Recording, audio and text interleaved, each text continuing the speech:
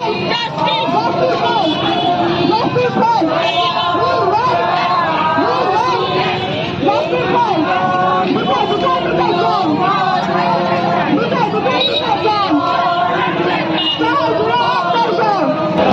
জানেন যে আজিকার ঘটনার আজ প্রায় 1 মাস হতে চলল, এখনো পর্যন্ত প্রকৃত দোষীদের গ্রেপ্তার করতে পারেনি।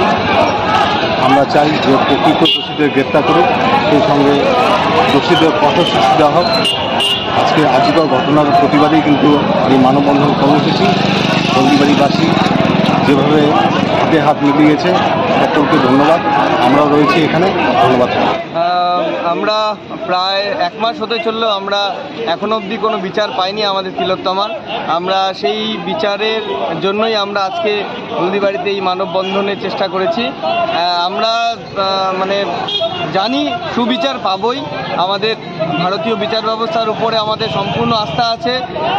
আগামীকাল 1 মাস হতে চললো, হবে আর কি আগামীকাল। আশা করি আগামীকাল আমরা কোনো ভালো কিছু শুনবো সুপ্রিম কোর্টের থেকে, এই আশা আছি আমরা। সারা বিশ্বের সঙ্গে, সারা দেশে এবং সারা রাজ্যের সঙ্গে আমরা হলদিবাড়িতে আজকে এই মানববন্ধনে উপস্থিত হয়েছি।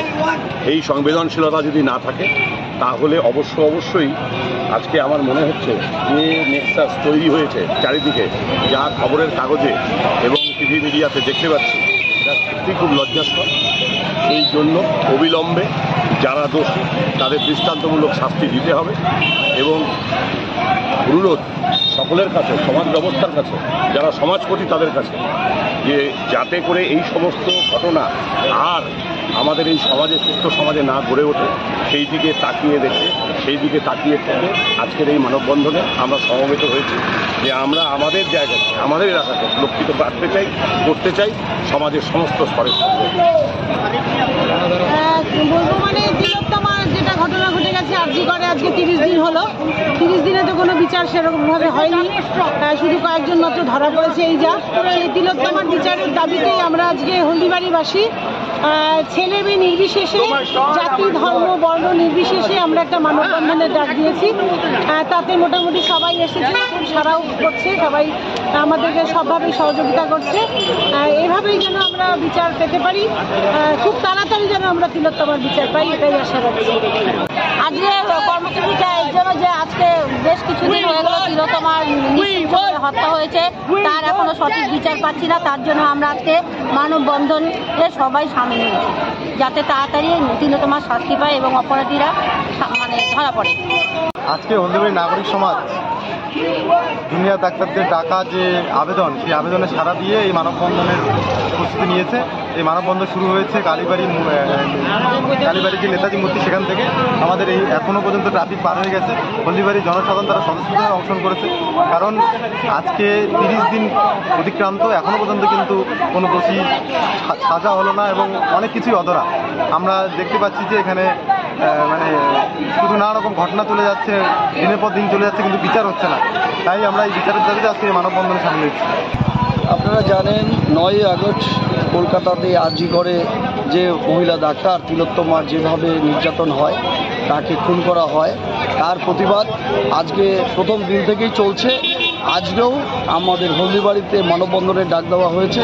সেই মানববন্ধন এটা একটা প্রতিবাদ, এইভাবে প্রতিবাদ আমাদের আগামী দিন চলতেই থাকবে যতদিন না পর্যন্ত দোষীরা শাস্তি পায়। আপনারা দেখেছেন যেভাবে প্রমাণ লোপাট করা হয়েছে, এই প্রমাণ যারা লোপাট করেছে তাদেরও যাতে অ্যারেস্ট করা হয়। এবার যারা মিথ্যা কথা বলছে, মিথ্যা কথা বলে যে তদন্তে বিঘ্ন ঘটিয়েছে, তাদেরকেও যাতে সিবিআইরা ডেকে তাদেরও তদন্ত করে এবং প্রকৃত দোষীকে ধরে তার ফাঁসি যত পর্যন্ত না হবে তত পর্যন্ত এইভাবে আন্দোলন চলতেই থাকবে।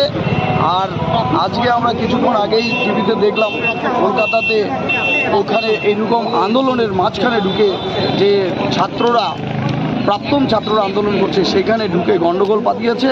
সেই সব যত গণ্ডগোল হবে তত আন্দোলন বাড়বে আর আন্দোলন চলতে থাকবে যত পর্যন্ত ফাঁসি না হবে। এই জন্যই আজকে হলদিবাড়ির এই মানববন্ধন। এটা শুধু আমাদের না, এটা সমগ্র পশ্চিমবাংলার সাধারণ জনগণের প্রতিবাদ।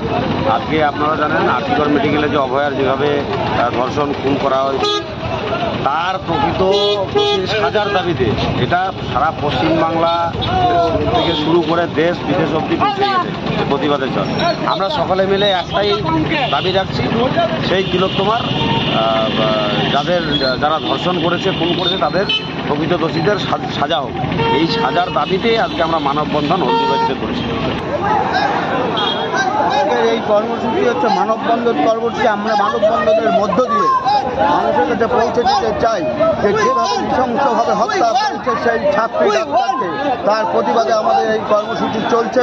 সারা রাজ্য জুড়ে এই কর্মসূচি চলছে, কিন্তু যেভাবে বিচারের গতি আমরা দেখছি সেভাবে বিচার চলছে না। কিন্তু আমরা সঠিক বিচার চাই, এই আশায় মানুষকে আরও উজ্জীবিত করবার জন্য আমাদের এই মানববন্ধন কর্মসূচি চলছে এবং আগামী দিনেও চলবে। যতক্ষণ পর্যন্ত আমরা বিচার না পাচ্ছি ততক্ষণ পর্যন্ত আমাদের আন্দোলন চলবে।